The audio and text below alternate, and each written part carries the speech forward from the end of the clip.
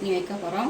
இதுக்கு தேவையான பொருள் என்னென்னா வெங்காயம், பருப்பு, உளுந்தம்பருப்பு, கொஞ்சம் புதினா, கொஞ்சோண்டு இஞ்சி, வெள்ளைப்பூடு, பெரிய வெங்காயம் ஒரு 4 பெரிய வெங்காயம், தக்காளி ஒரு 2 போதும். வெங்காயம் இப்போ வெங்காய சட்னி தான் வைக்க போகிறோம், அதனால் தக்காளி 2 போதும். கொஞ்சோண்டு புதினா, கொஞ்சோண்டு ஒரு 2 இலை, 1 ஸ்பூன் உளுந்தம்பருப்பு,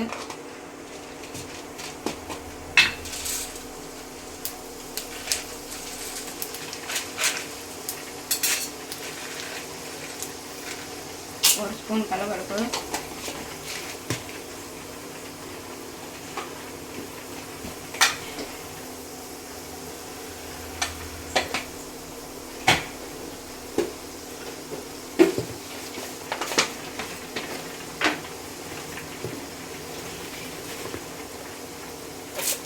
சேர்த்து கருவேப்பிலை, உளுந்து எல்லாத்தையும் போட்டுக்கணும். போட்டு நல்லா வதக்கணும்.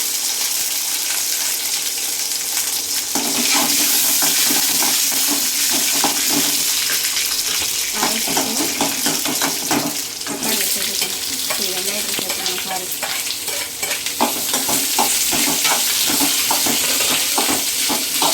வெங்காயம் நல்லா வதங்கணும்.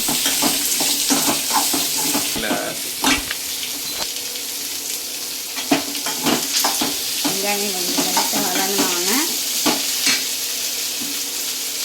காரத்துக்கு ஒரு 4-5 நம்ம காரத்துக்கு தகுந்த மாதிரி, அவங்க காரத்துக்கு தகுந்த மாதிரி போட்டுக்கோங்க. 6 போட்டுக்கலாம். நம்ம காரத்துக்கு தகுந்த மாதிரி போட்டுக்கோங்க.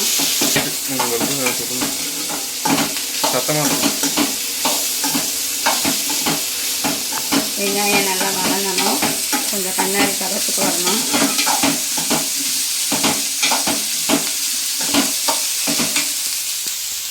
கொஞ்சோண்டு புதினா, இது ஒரு சும்மா ஒரு வாசத்துக்காக, நிறையா சேர்க்கக்கூடாது, கொஞ்சமாக தான் சேர்க்கணும்.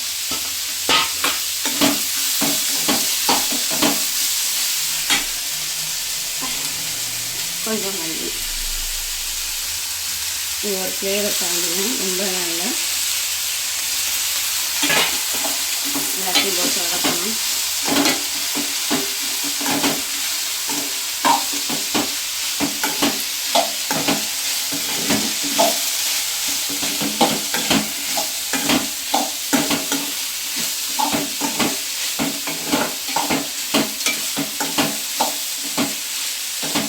நல்லா வதங்கி வச்சு, இதுக்கு ரொம்ப வதங்கணும் அவசியம் கிடையாது. தக்காளி சேர்த்துக்கிறோம்.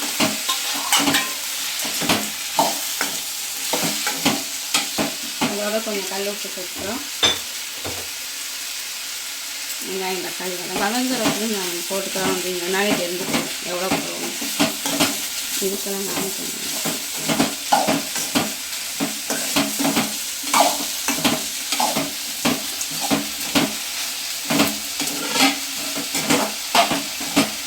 இந்த சட்னிக்கு நம்ம புளி சேர்த்தாலும் அது ஒரு டேஸ்ட்டாக இருக்கும், புளி சேர்க்கலைனாலும் அது ஒரு டேஸ்ட்டாக இருக்கும்.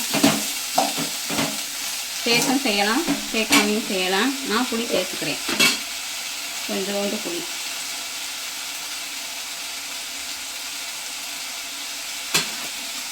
அது பிளேட்டு பிடிச்சி போட்டு இந்த இதோடையே சேர்த்து வதக்கிடுவோம்.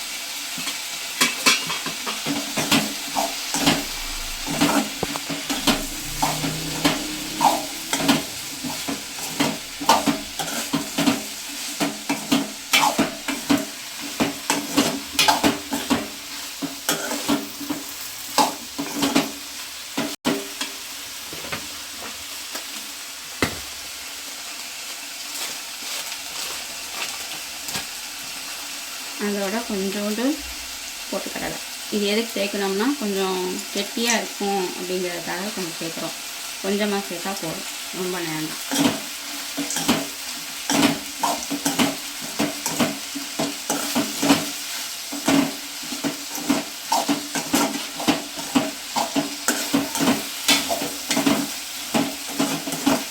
நல்லா வதங்கிடுச்சு. அடுப்பு ஆஃப் பண்ணிடுவோம். இதை நீங்கள் அரைக்கும் பொழுது இதோட சேர்த்து தேவைன்னா போட்டுக்கலாம், தேவையில்லாதவங்க ஸ்கிப் பண்ணிக்கலாம்.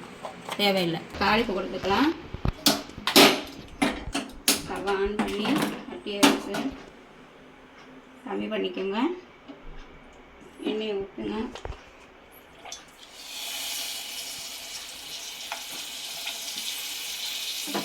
எண்ணெய் நல்லா காயட்டும்.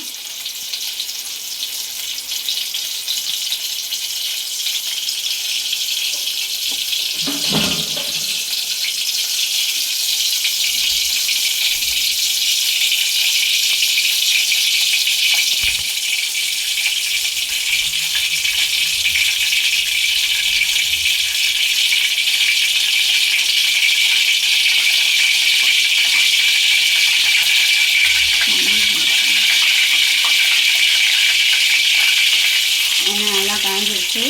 கடுகு கொஞ்சம் வெடிக்கட்டும்.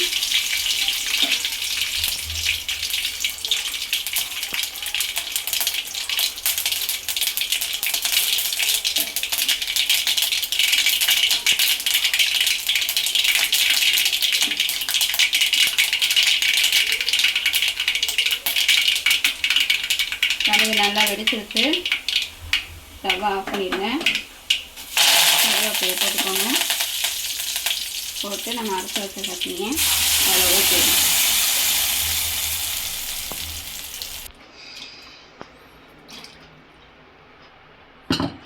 உங்களுக்கு எவ்வளோ தேவையோ அவ்வளோ தண்ணி ஊற்றிக்கலாம்.